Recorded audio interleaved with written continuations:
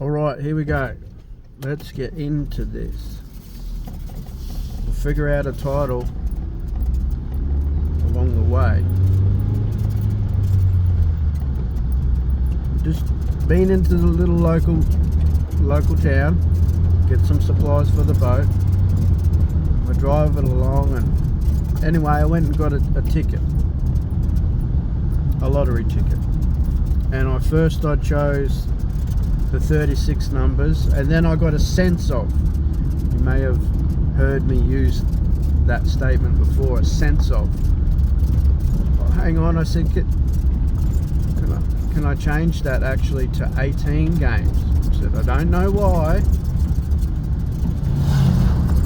So it wasn't because of the cost. Let me just put that out there. Got nothing to do with the cost. Something said, hang on, pick 18. So I picked 18. And I had a bit of a joke with the lady and just said, okay, so just so we know, next week when I bring it in and it's a winning ticket, just stay composed. And she was doing that, okay. And I said, yeah, I look up there sometimes. She goes, well, something's going on up there. I said, there is. So that's a little bit of a background, okay, to the video. Now driving along and just thinking about that up there and all of this type of jazz. And maybe this is the title of the movie, why it's a good idea to lead or to have a good life. So here's the idea. Thinking about up there, whether it's God or, I said it's the cosmic collective council, or it's the galactic council of the great ones, right? And how does it all work? I don't know. Here's a theory though, in regards to potentially steering, guiding, assisting, or a friendly little nudge, even for myself, to keep on the track of living a good life, or leading myself into having a good life.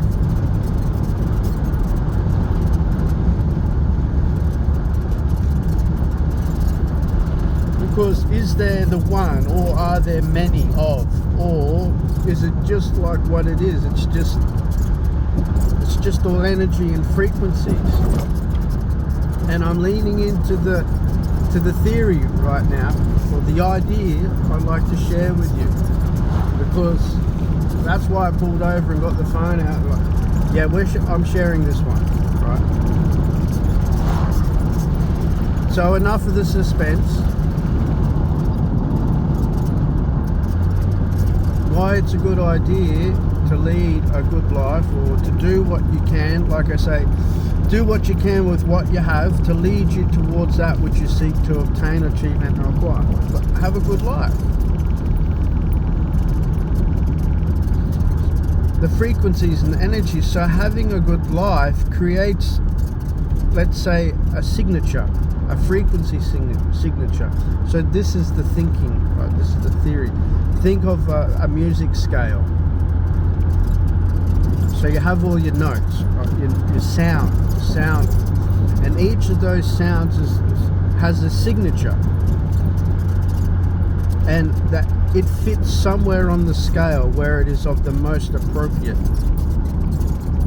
As you know, if you put a certain note with a certain note, it'll either be incongruent, it'll have a synergistic, like harmonics, if anyone knows about guitar or piano, or even the singing, like you have the harmony when two sounds are not the exact sound, but they have a similar sound signature, so they pair with each other, they harmonize, right? They're synergistic.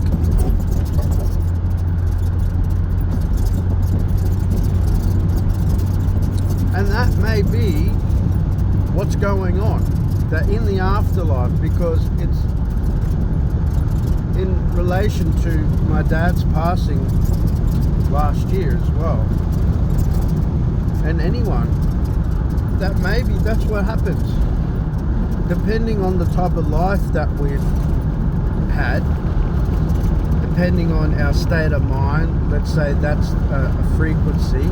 Let's say the attitude or a mindset is a frequency of thinking, of being. That's our sound signature, a vibrational pattern.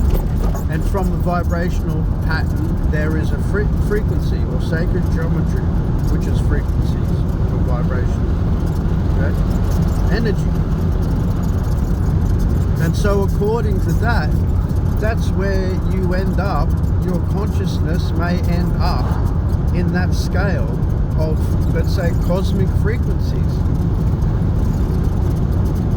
where you might become a tree, you might become a star, you might become part of a planet's spirit, you might become an insect.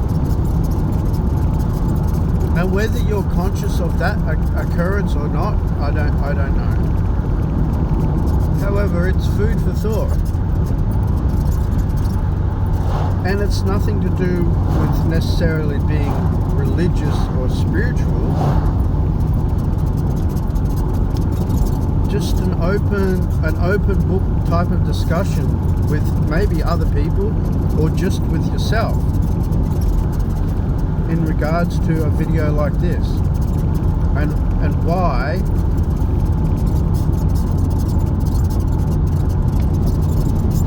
let's say you may not need to, but for me as a reminder to, hey, just keep doing what you're doing, live a good life, be good, be good, be great, be strong, be kind, be brave, be willing, be protective, be supportive, be nurturing. So many things I'm realizing. Yeah, there's so many things I'm realizing that that's all that was required. It wasn't some big secret. It wasn't some ancient elixir or formula or secret method. There's so much silliness, and I can sense and feel myself going off into a rant. So let's not do that. But I've seen a lot, and I'm seeing a lot. And it's a double-edged sword. It's an unfortunate, and it's a fortunate. That the way I've led my life has brought me to this moment of a clearer mind to a degree. But I had to go through the poo. Like I didn't have to, but because I went through it, voluntary and involuntary, it's allowed me this comparison, you see. So in closing, if life is a little difficult, remember that that's about a perspective. That's also about taking ownership of what you've done, like what I've done. If I use myself as an example, like I've led myself to and through everything, through it, into it, and out of it. So if I can lead myself into something, I can lead myself out of it, right? What goes in can come out. And the amount of time that I stayed in it, that's on me as well. So think of it in that regard. So if there is that moment, you're like, I get it. Truly I do. It's in that moment you do have a big sigh and you go, oh well, this is part of the learning. I need to take responsibility. And it's part of this moment when you get, let's not say older, but you've gone through a few seasons, right? When you've taken yourself through a few seasons, you'll be in this position potentially where you get to have this comparison of oh well, is what it is, right? So I'm thankful for it. So as they say, food for thought. Yep. Be good, be great, be brilliant. Do what you can with what you have to get you to where you'd rather be. Appreciate your. See you.